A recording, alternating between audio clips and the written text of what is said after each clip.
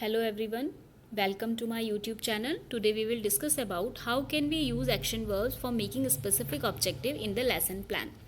जैसा कि हम सबको जानते हैं कि लेसन प्लान बनाना बीएड टीचिंग में एक बहुत ही इंपॉर्टेंट रोल प्ले करता है, क्योंकि लेसन प्लान जो है वो हमारी टीचिंग को कहीं ना कहीं प्लान्ड करता है ना। तो इसीलिए अगर आपकी प्लानिंग अच्छी होगी तो ही आपकी टीचिंग भी इफ़ेक्टिव होगी।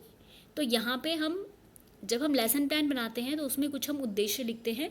आज हम उन्हीं उद्देश्यों की चर्चा करेंगे। There are two type of objectives. First is general objective and second is specific objective. जो जनरल ऑब्जेक्टिव होते हैं यानी कि सामान्य उद्देश्य, वो विषय से संबंधित होते हैं और वो सारे टॉपिक्स के लिए सेम भी हो सकते हैं, तो उनको बनाना बहुत ही आसान होता है। जैसे हम कह सकते हैं, इसमें जो सामान्य उद्देश्य होते हैं उसमें हम इन चीज़ों को लिखते हैं कि विज्ञान विषय का अध्ययन करके विद्यार्थी के व्यवहार में क्या परिवर्तन होगा, या हिंदी विषय का अध्ययन करके विद्यार्थी के व्यवहार में क्या परिवर्तन होगा। जैसे हम फॉर एग्जाम्पल कह सकते हैं कि विज्ञान विषय के अध्ययन से विद्यार्थी में वैज्ञानिक दृष्टिकोण डेवलप होगा, है ना, क्योंकि विज्ञान हमको हर काम सिस्टमैटिक ढंग से करना सिखाती है, प्लान तरीके से करना सिखाती है। या हम कह सकते हैं कि विज्ञान विषय के अध्ययन से विद्यार्थियों में अनुशासन की भावना का विकास होगा या अनुशासन का विकास होगा, क्योंकि हम हर चीज़ को, जब हम लेबोरेटरी में साइंस में कोई काम करते हैं तो वहाँ पे हमें डिसिप्लिन की बहुत ज़्यादा आवश्यकता होती है। तो विज्ञान कहीं ना कहीं हमको डिसिप्लिन्ड, प्लान्ड, सिस्टमैटिक इस तरीके से काम करना सिखाता है। तो सामान्य उद्देश्य में हम विषय से संबंधित उद्देश्य बना सकते हैं। आज हम इस स्लाइड में, इस वीडियो में बात करेंगे स्पेसिफिक ऑब्जेक्टिव की, यानी कि विशिष्ट उद्देश्य। अब वे विशिष्ट उद्देश्य होते हैं क्योंकि हम कह रहे हैं कि ये विशिष्ट हैं, तो ये हर टॉपिक के लिए अलग अलग हो सकते हैं, क्योंकि यहाँ पर हम विशिष्ट की बात कर रहे हैं, सामान्य की बात नहीं कर रहे हैं। तो आज हम स्पेसिफिक ऑब्जेक्टिव की बात कर लेते हैं। There are 4 specific objectives. First is knowledge, second is understanding, third is application and fourth is skill. ज्ञानात्मक, बोधात्मक, प्रयोगात्मक और कौशलात्मक। आज हम इन चारों स्तरों की बात करेंगे। हम इन चारों स्तरों की बात इसीलिए कर रहे हैं कि आपकी टीचिंग तभी इफेक्टिव होगी जब आप विद्यार्थी के चारों स्तरों को प्रभावित कर पाएंगे। और सबसे पहले हम शुरुआत करेंगे नॉलेज लेवल से, यानी कि ज्ञानात्मक उद्देश्य से। ज्ञानात्मक उद्देश्य में जो विद्यार्थी होता है वो जो भी आप कंटेंट उसको पढ़ा रहे हैं उसका पुनः स्मरण कर पाता है और उसकी पहचान कर पाता है। जो भी आप जानकारी उसको दे रहे हैं, जो भी आप सिद्धांत के बारे में उसको बता रहे हैं। अब इसमें कुछ एक्शन वर्ब्स होती है जो बहुत ही इंपॉर्टेंट रोल प्ले करती हैं। जब हम नॉलेज ऑब्जेक्टिव्स बनाते हैं तो हम इन्हीं एक्शन वर्ब्स की सहायता से नॉलेज ऑब्जेक्टिव्स को बनाएंगे। जैसे arrange, define, identify, list, memorise, name, outline, recognise, recall, relate and repeat. जैसे आप कह सकते हो, माना आप प्लांट पढ़ा रहे हो तो आप यहाँ पे कह सकते हो कि अरेंज का मतलब क्या है, व्यवस्था। आप प्लांट्स के पार्ट को जंबल करके बच्चों को दे सकते हो और विद्यार्थी क्या करेगा, उसका the student will be able to arrange them, वो उनको अरेंज कर पाएगा। या आप कह सकते हो कि विद्यार्थी पौधों को परिभाषित कर पाएगा, विद्यार्थी पौधे के विभिन्न भागों की पहचान कर पाएगा, विद्यार्थी पौधे के भागों के नाम की सूची बना पाएगा। तो इस तरीके से एक्शन वर्ब का उपयोग आपको करना है नॉलेज लेवल के अंतर्गत। जैसे हमने यहाँ पे, अगर अभी हम एक्शन वर्ब्स पढ़ रहे हैं तो यहाँ पे हमारा उद्देश्य क्या है, उदाहरण के तौर पे हम कह सकते हैं the student will define the action verbs, या student will define the knowledge level. विद्यार्थी एक्शन वर्ब को परिभाषित कर पाएगा या विद्यार्थी ज्ञानात्मक स्तर को परिभाषित कर पाएगा। यहाँ पे हमारा ये उद्देश्य है। तो जब भी हम ज्ञानात्मक उद्देश्य बनाएंगे हमें ये ध्यान रखना है कि हम इन्हीं एक्शन वर्ब का उपयोग करेंगे, इनसे बाहर हम एक्शन वर्ब का उपयोग नहीं करेंगे। Moving on the next slide.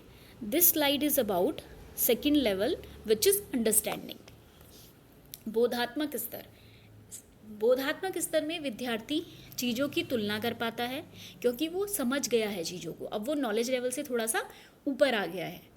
वहाँ पे वो मेमोराइज कर रहा था, चीज़ों को रट रहा था, अब वो समझ रहा है तो चीज़ों को अलग कर पाएगा, उनकी व्याख्या कर पाएगा। जो भी उसने प्रायर लर्निंग की है, जो भी उसने पहले पूर्व अधिगम किया है, जो भी उसने सीखा है, अब वो उसको क्या करेगा, समझने की कोशिश करेगा।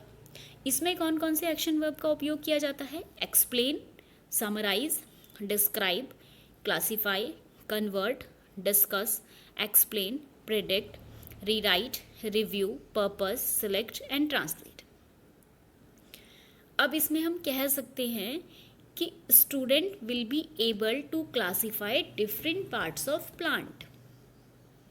जैसा हमने पीछे कहा था कि वो प्लांट को परिभाषित कर पाएगा, उनके नामों की सूची बना पाएगा, तो यहाँ पे हम कह सकते हैं कि वो पौधे के विभिन्न भागों को का वर्णन कर पाएगा। तो आपको जब आप अंडरस्टैंडिंग ऑब्जेक्टिव्स बनाएंगे तो आपको एक्शन वर्ब को ध्यान में रखना है। इन्हीं शब्दों से आप अपने ऑब्जेक्टिव्स बनाएंगे। जैसा हम यहाँ पे for example we can say that student will explain the purpose of specific objective. विद्यार्थी विशिष्ट उद्देश्यों का जो भी पर्पस है उसको उसकी व्याख्या कर पाएंगे, क्योंकि वो अब समझ गए हैं कि हम स्पेसिफिक ऑब्जेक्टिव क्यों बना रहे हैं, उसका उद्देश्य क्या है बनाने का।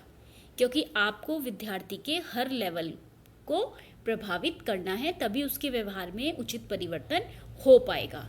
आप केवल नॉलेज लेवल तक सीमित रहेंगे तो वो क्या करेगा, रटेगा और फिर उसको भूल जाएगा। तो आपको चारों लेवल को अचीव करना होगा। बोध स्तर तक यानी कि बच्चा अब चीज को समझ गया है। Moving on the next slide, third level is application level. इस लेवल में जो विद्यार्थी होता है वो चीज़ों का चयन कर पाता है और जो भी उसकी इंफॉर्मेशन है उसका उपयोग कर पाता है। यानी कि एप्लीकेशन है, नाम से ही पता चल रहा है, अप्लाई। जो हमने थ्योरेटिकल नॉलेज ऊपर ली है, जो हमने ज्ञान ऊपर प्राप्त किया है, फिर हमने अंडरस्टैंडिंग लेवल में कुछ ना कुछ हम उसके बारे में समझे हैं, बोध स्तर को उसने हमारे प्रभावित किया है। अब हम उस चीज़ को अप्लाई करेंगे हमारे डेली रूटीन लाइफ में। जैसे हम कह सकते हैं कि गणित विषय का अध्ययन हमें अपने दैनिक जीवन में बहुत ज़्यादा मदद करता है। जैसे हम कह सकते हैं कि हमारा हिसाब किताब रखना, लेखा जोखा रखना, बजट मैनेजमेंट, इन सब चीज़ों में कौन हेल्प करता है हमें? मैथमेटिक्स। अगर आप किसी बच्चे को 10 रुपीज़ देते हैं और उसको मार्केट भेजते हैं, वो मार्केट जाता है, 5 रुपीज़ का पेन खरीदता है, तो उसको वहाँ पे वो नॉलेज कहीं ना कहीं अप्लाई होगा जो उसको क्लासरूम में सिखाया गया है कि अगर उसने 10 रुपीज़ शॉपकीपर को दिए हैं और 5 रुपीज़ का पेन दिया है तो उसको पता है कि 5 रुपीज़ शॉपकीपर उसको रिटर्न करेगा। तो ये क्या कर रहा है, वो अपने नॉलेज को अप्लाई कर रहा है। तो ये है एप्लीकेशन। अब एप्लीकेशन में कौन कौन से एक्शन वर्ब का उपयोग कर सकते हैं? Use, solve, demonstrate, construct, apply, choose, interpret, modify, practice, predict, prepare, sketch, solve and right. ये जो एक्शन वर्ब है इनके उपयोग से हम अपने प्रयोगात्मक उद्देश्य बना सकते हैं। जैसे हमने यहाँ पे एग्जाम्पल के लिए लिखा है, the student will use the right action verb at right level. अब हमें पता चल गया है कि हमें कौन से एक्शन वर्ब का उपयोग कौन से लेवल पे करना है। हम नॉलेज ऑब्जेक्टिव जब बना रहे हैं तो वहाँ पे हम ये नहीं लिख सकते कि student will be able to solve this and that. क्यों? क्योंकि हल करना वो कहाँ पे सीख रहा है? एप्लीकेशन ऑब्जेक्टिव में। नॉलेज ऑब्जेक्टिव में हल करना नहीं सीख सकता वो, क्योंकि वो वहाँ पे रट रहा है, अभी उसको समझ में नहीं आया है। तो कौन सी एक्शन वर्ब कौन से लेवल में यूज़ करनी है, अब विद्यार्थी वो सीख गया है। तो यही चीज़ इसमें मेन है कि आप जब नॉलेज ऑब्जेक्टिव बनाएंगे तब उसके एक्शन वर्ब का उपयोग करेंगे। जब आप अंडरस्टैंडिंग ऑब्जेक्टिव बनाएंगे, बोधात्मक उद्देश्य बनाएंगे, तो उसके एक्शन वर्ब्स का उपयोग करेंगे। और जब आप प्रयोगात्मक उद्देश्य बनाएंगे तब इन्हीं एक्शन वर्ब का उपयोग करेंगे।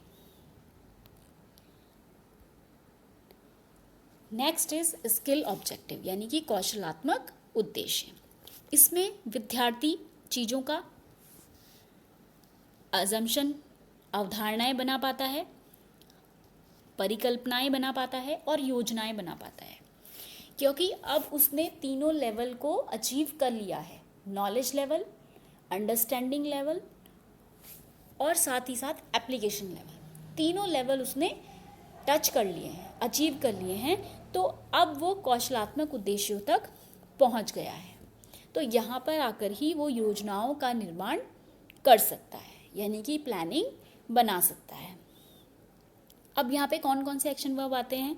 वो एनालाइज कर सकता है, यानी कि to break down the content, विश्लेषण कर सकता है क्या सही है और क्या गलत है। क्रिएट कर सकता है, यानी कि नई रचना बना सकता है।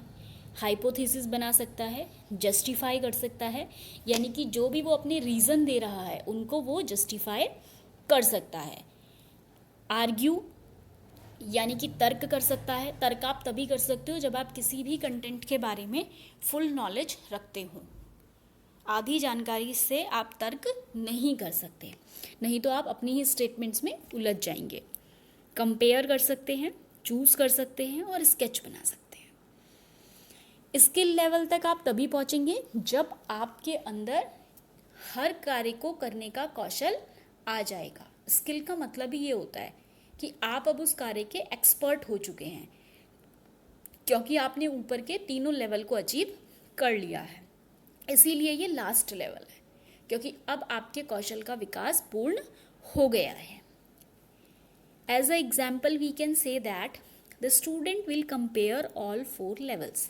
अब हमने यहाँ पे क्या ऑब्जेक्टिव बनाया कौशलात्मक का, कि विद्यार्थी चारों लेवल्स की तुलना कर पाएंगे, यानी कि चारों स्तरों की तुलना कर पाएंगे, क्योंकि वो यहाँ पर सब चीज़ें समझ गए हैं। तो आप कह सकते हैं कि student will be able to compare all 4 levels. तो इस तरीके से आप विशिष्ट उद्देश्य बनाएंगे।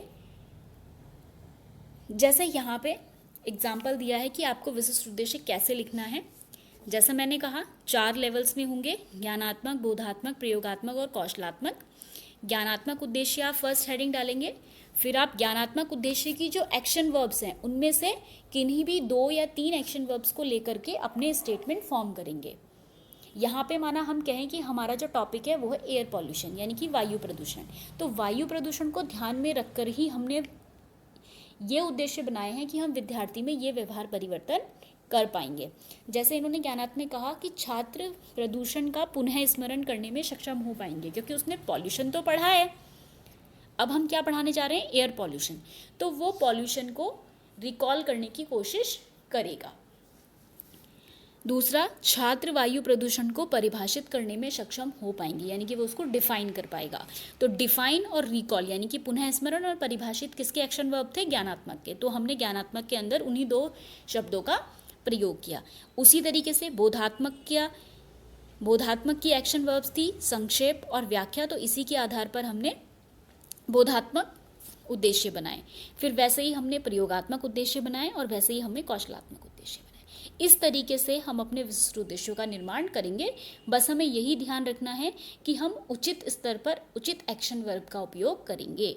आप ज्ञानात्मक में व्याख्या से संबंधित ऑब्जेक्टिव नहीं बना सकते हैं कि विद्यार्थी छात्र प्रदूषण का जो विद्यार्थी है वो प्रदूषण की व्याख्या करने में सक्षम हो पाएंगे। ये आप ज्ञानात्मक में नहीं लिख सकते हो, क्योंकि ज्ञानात्मक में वो व्याख्या नहीं कर पाएगा, क्योंकि वहाँ पर केवल वो क्या कर रहा है, अभी वो उसको समझा नहीं है, केवल उसको मेमोराइज कर रहा है, यानी कि रट रहा है। तो इस तरीके से हम लेसन प्लान में विशिष्ट उद्देश्य लिखेंगे। इसी तरीके से इंग्लिश में हम ऐसे ही लिखेंगे कि नॉलेज को हमने रिकॉल और डिफाइन को यूज़ किया, अंडरस्टैंडिंग में समराइज और एक्सप्लेन का यूज़ किया, एप्लीकेशन में यूज़ और सॉल्व को यूज़ किया, और स्किल में जस्टिफाई और चूज को यूज़ किया। तो इस तरीके से हमारे स्पेसिफिक ऑब्जेक्टिव्स जो हैं वो 4 कैटेगरीज में बनेंगे: ज्ञानात्मक, बोधात्मक, प्रयोगात्मक और कौशलात्मक। Knowledge, understanding, application and skill.